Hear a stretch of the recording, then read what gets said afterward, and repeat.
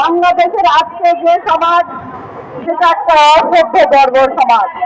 কারণ আমরা জানি যে এই সমাজই সভ্য সমাজ, যে সমাজে নারীরা মধ্যরাত্রে নির্ভয়ে লুকু পায়ে নিরাপদে বাড়ি ফিরে যেতে পারে। কিন্তু আজকে কি অবস্থা দেখছি, একজন 4 বছরের শিশু থেকে 75 বছরের নারী, কারোর নিরাপত্তা নাই।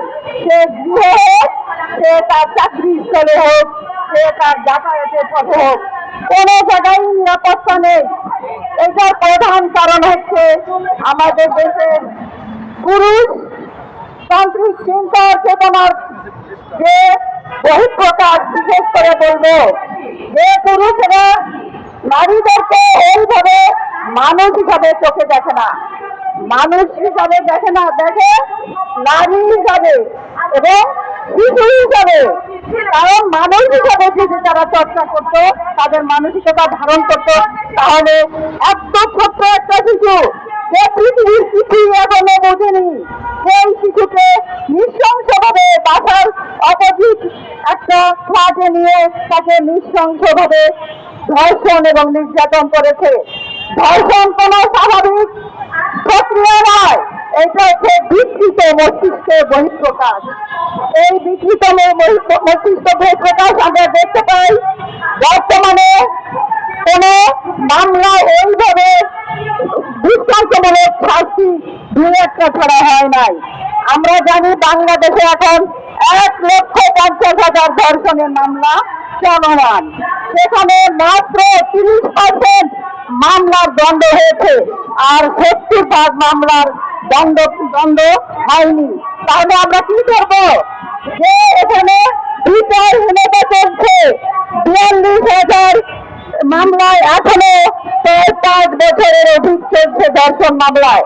তাহলে আমরা এই ব্যবস্থাটাকে আমূল পরিবর্তন চাই। বিশেষ করে একটু আগে একজন ভাই বললেন যে বিশেষ আইনে এই মামলাগুলোকে নিয়ে দ্রুত বিচার করে 90 দিনের ভিতরে বিচার করে এর একটা ব্যবস্থা করা হোক, তাহলে কেবলই কিছুটা হ্রাস পেতে পারে। কারণ আমরা জানি এই সমাজকে আমূল পরিবর্তন করতে হবে। এই সমাজের কতগুলো বিষয় আমাদের দ্রুত পরিবর্তন করতে হবে।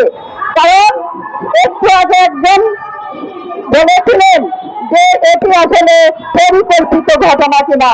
কারণ দেশকে একটা ব্যর্থ রাষ্ট্রে পরিণত করার পরিকল্পনা করা কিনা। কারণ আমরা দেখেছি 24-এর পরে 25-এ কিছু ঘটনা ঘটেছে।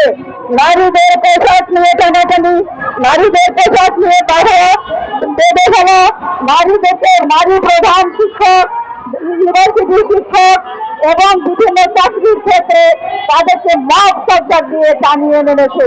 এরকম হাজারো উদাহরণ আমাদের এই সমাজে বিদ্যমান।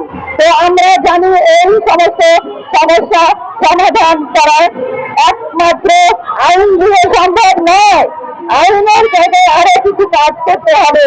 এই বিচারহীনতা থেকে আমাদেরকে বাঁচতে হলে বিভিন্ন গণমাধ্যম থেকে তথ্য পাওয়া যায়। এই 4 মাসে কন্যা শিশু ধর্ষণ হয়েছে 118 জন, এই 4 মাসে 118 জন ধর্ষিত হয়েছে কন্যা শিশু, আর মাত্র 17 জনের এর মধ্যে 17 জনের মৃত্যু হয়েছে। এবং এই অবস্থা থেকে আমাদেরকে যদি দ্রুত সামাজিক অবস্থা, রাজনৈতিক অর্থনৈতিক অবস্থা পরিবর্তন করতে হয় এবং সমাধানের উপায় খুঁজতে হয়, তাহলে বিশেষ আইনে বিচার করা, সুস্থ পারিবারিক ও নৈতিক শিক্ষা এবং শিক্ষা ক্ষেত্রে একটা অনুচ্ছেদ দিয়ে নারীর প্রতি সম্মান প্রদর্শন করার বিষয়টি অন্তর্ভুক্ত করতে হবে। সরকারের কাছে বিশেষ আবেদন, আপনারা পাঠ্যপুস্তকে এই বিষয়টি অন্তর্ভুক্ত করুন। নইলে নারী সমাজ আমাদের দেশে অনিরাপদ হয়ে গেছে বিশেষ গোষ্ঠীর মাধ্যমে, এবং বিশেষ গোষ্ঠী পরিকল্পিতভাবে নারীদেরকে ঘরে ঢোকানোর জন্য পরিকল্পিতভাবে এই ঘটনা ঘটাচ্ছে কিনা সেটাও মনিটরিং করা দরকার। যদি আপনারা দ্রুত বিচার আইনের মাধ্যমে যে সমাধান না করেন, প্রত্যেকটা নারী আমাদের এই সমাজের আমাদের কন্যা শিশুকে বাঁচানোর জন্য আমরা ঝাঁকি রানী হয়ে যাব। কারণ